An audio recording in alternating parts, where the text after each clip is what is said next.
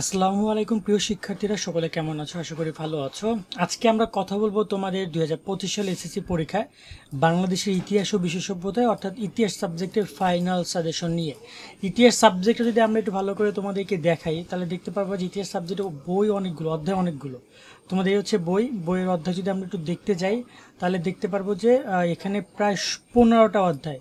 So ভূগোলে 15টা অধ্যায়, এখানে 15টা অধ্যায়, এতগুলো অধ্যায় পড়ার দরকার নেই, 7টা 8টা অধ্যায় পড়লেই হবে। এবং অনেক একটা সংক্ষেপ একটা ব্যাপার আছে, একটা রোড ম্যাপ আছে, যদি সেটা অনুসরণ করো তুমি এই ইতিহাসে তুমি শিওর থেকে তুমি প্লাস পাবা।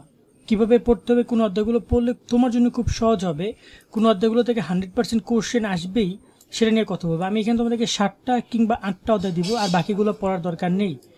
শুধুমাত্র 7টা অধ্যায় পড়বা, বাকি 8টা অধ্যায় বাদ দিয়ে দাও, শুধু 7টা অধ্যায় পড়ো। তো ফাইনাল সাজেশন আলোচনা করব। মানবন্টন পাস মার্ক সম্পর্কে জানা নিচ্ছে, তাও বলে দিচ্ছি 70/30 হবে, 23/10। এই মার্কটা যদি তুমি না উঠাইতে পারো তাহলে কিন্তু তুমি ফেল। সেই মার্কটা তোমাকে কিন্তু অবশ্যই উঠাইতে হবে। সৃজনশীল প্রশ্ন আসবে 11টা, 7টা অ্যান্সার করতে হবে। এমসিকিউ 30টা থেকে 30টা অ্যান্সার করতে হবে। কেমন? তো এইভাবে মোটামুটি তোমাদেরকে মানবন্টন সাজানো হয়েছে। এবার আমরা দেখে নিন তোমাদের কী কী অধ্যায় রয়েছে।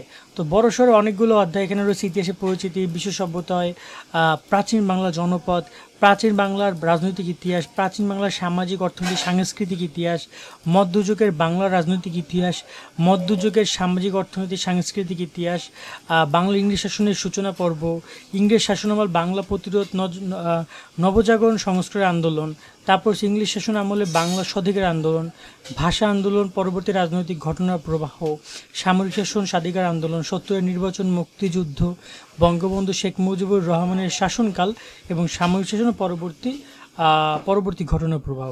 সো ওভারঅল এই অধ্যায়গুলো নিয়ে গঠিত। এখানে কয়েকটা চ্যাপ্টার আছে, আমি তোমাদেরকে একটু চ্যাপ্টারগুলো একটু ইন্ডিকেট করে দেখো, খেয়াল করে দেখো।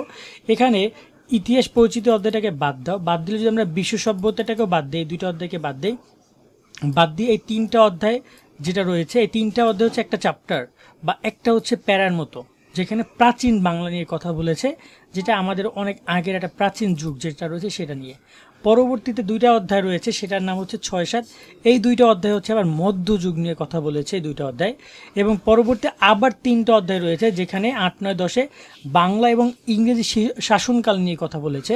ওকে, সো এই টোটাল 3টা প্যারা গেল। এবং শেষের যে পুরোটা হচ্ছে কি আমাদের বর্তমানে স্বাধীন বাংলাদেশ বা যে ওই যে মানে 47-এ যে দেশভাগ হয়েছিল, তারপর যে ভাষা আন্দোলন, সেখান থেকে শুরু করে একদম সর্বশেষ পর্যন্ত এই টোটাল প্রায় 5টা অধ্যায় নিয়ে একটা সেট। তো একটা বইয়ে টোটাল এখানে একটা সেট থাকে, আমি যদি তোমাদের একটু বুঝাই, এখানে একটা সেট, এই একটা সেট, 2টা সেট, এখানে একটা সেট 3টা, এখানে আর একটা 4টা, আর বাকি ওভারঅল ধরে নাও 5টা সেটে তোমাদের পরীক্ষা হচ্ছে বা বইটাকে সাজানো হয়েছে। এখন যদি পড়াশোনার কথা যদি বলো, আমি এখানে ইতিহাস পরিচিতি এই অধ্যায় থেকে কোনো প্রশ্ন আসবে না বলে দিলাম। বিশ্ব সভ্যতা থেকে কোশ্চেন একটা আসতেও পারে, মানে 0/1 কোশ্চেন আসতেও পারে, নাও আসতে পারে, সম্ভাবনা আছে বা নাই, 50-50। প্রাচীন বাংলা জনপদ, প্রাচীন বাংলা রাজনৈতিক ইতিহাস, প্রাচীন বাংলা সামাজিক এবং অর্থনৈতিক ইতিহাস, এই 3টা অধ্যায় মিলিয়ে তোমাদেরকে মার্জিন করে দিলাম আমি। এখান থেকে তোমরা 2টা কোশ্চেন পাবা এই 3টা অধ্যায় মিলিয়ে। সেটা রাজনৈতিক সামাজিক নিয়েও আসতে পারে, এমন হতে পারে ক নম্বরে রাজনৈতিক ইতিহাস কি জিজ্ঞেস করছে, খ নম্বরে বলছে সামাজিক ইতিহাস ব্যাখ্যা করো, মানে মিক্সড কোশ্চেনও হইতে পারে। আর প্রাচীন বাংলা জনপদ থেকে একটা কোশ্চেন তোমরা পাবা। ওভারঅল 3টা অধ্যায় থেকে মোটামুটি ধরো 2টা কোশ্চেন পাবা। এখানে রয়েছে মধ্যযুগীয় বাংলাদেশ, এই যে বাংলার রাজনীতি বা সামাজিক অর্থনৈতিক ইতিহাস নিয়ে কথা বলেছে, জাস্ট এখানে 3টা পয়েন্ট খেয়াল করে দেবো। মধ্যযুগের বাংলার রাজনৈতিক, সামাজিক এবং সাংস্কৃতিক, আর সামাজিক অর্থনৈতিক সাংস্কৃতিক 4টা। এখানে কী কী আবার খেয়াল করো, রাজনৈতিক নিয়ে একটা টপিক, সামাজিক একটা টপিক, অর্থনৈতিক একটা টপিক, সাংস্কৃতিক একটা টপিক। টোটাল এই 4টা টপিক নিয়ে তুমি কোশ্চেন পাবে। এখান থেকে একটা থেকে 2টা কোশ্চেন আসতে পারে, না আসতে পারে, বাট ধরুন একটা তুমি পাবাই। বাংলার ইংরেজ শাসনকালের প্রতিরোধে বাংলা নবজাগরণ বা সংস্কার আন্দোলন, এই পরে রয়েছে তোমার এখানে বাংলা স্বাধিকার আন্দোলন। এই যে 3টা অধ্যায় রয়েছে, এই 3টা অধ্যায় আবার মার্জিনে যাবে, এখান থেকে তুমি 2টা কোশ্চেন পাবা। তাহলে হইটা কটা কোশ্চেন, এখান থেকে পাবা 2টা, এখান থেকে পাবা তুমি একটা, 3টা, তারপরে তুমি এখান থেকে পাবা 2টা, 3টা 2টা 5টা, আর বাকি থাকে কয়টা, প্রায় 6-7টা কোশ্চেন এখনও বাকি থাকে। ঠিক আছে, যে কোশ্চেনগুলো সব এই জায়গা থেকে আসবে। কোথা থেকে আসবে?